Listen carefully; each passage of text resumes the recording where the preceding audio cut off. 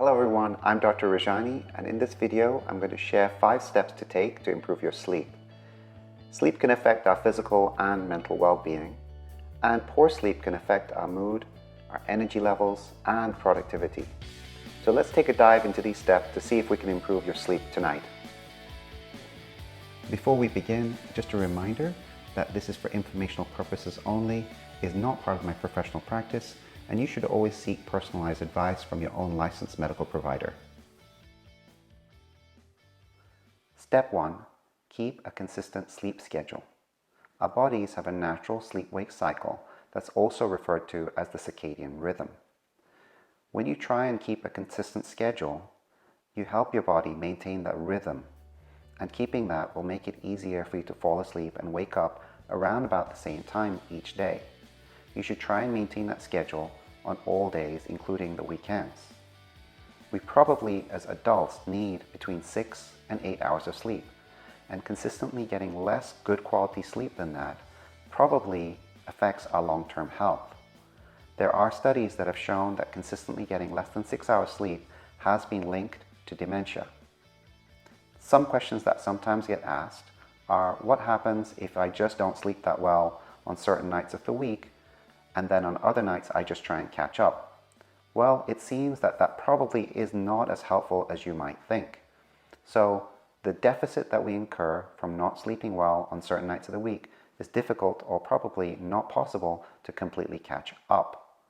The other thing that's been studied is whether a wind down period may help. So trying to perhaps relax or having a quiet time for a period of time before going to bed is helpful. And yes, that does seem to help the quality of sleep. So incorporating that into your schedule is probably a good thing. Step 2. Controlling light exposure. Now this is an area that's gotten a lot of interest recently, but most of the articles that I've read focus on blue wavelength light and its suppression of melatonin. Blue wavelength light is the wavelength of light that we get exposed to from using, in particular, electronic devices such as computer screens, TVs, and smartphones. Melatonin is a naturally occurring hormone that our body releases from its pineal gland in darkness, and it helps us to sleep.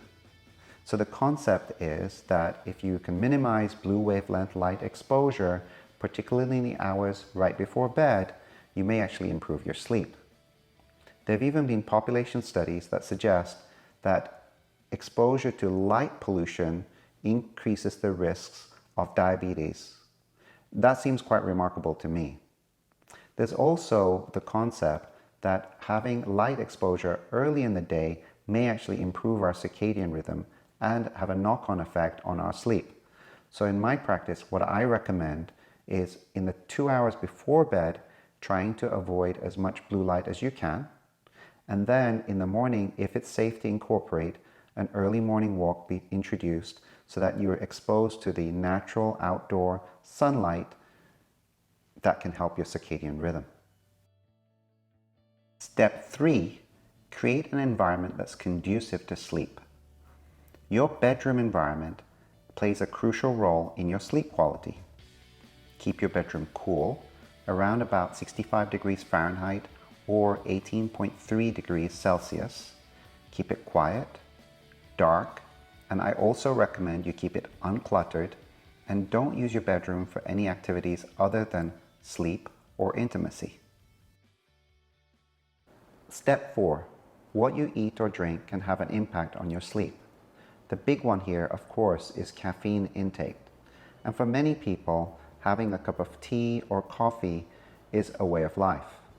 The effect that the caffeine in drinks has on your body varies from person to person, with your body's ability to break it down varying according to other activities and what else you're consuming.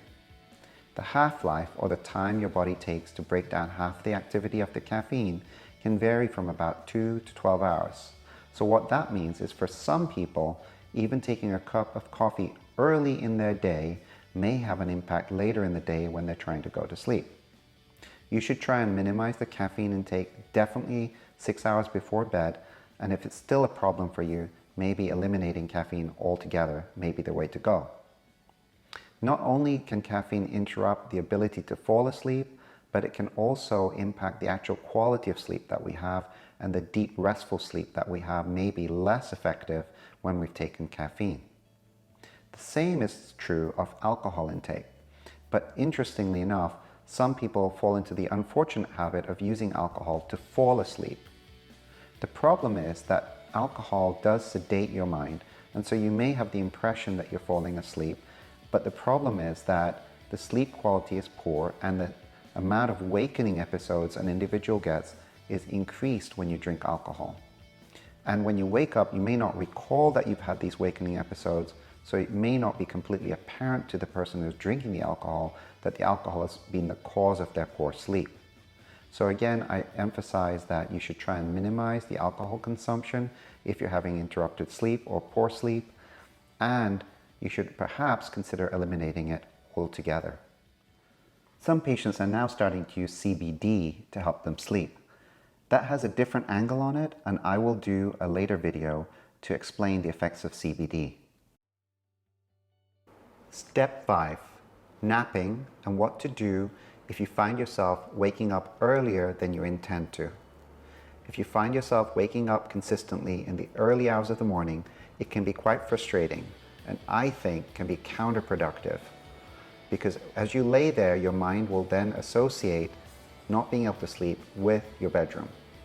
If you find yourself doing that, take yourself out of that environment for a short period of time, perhaps under a low light.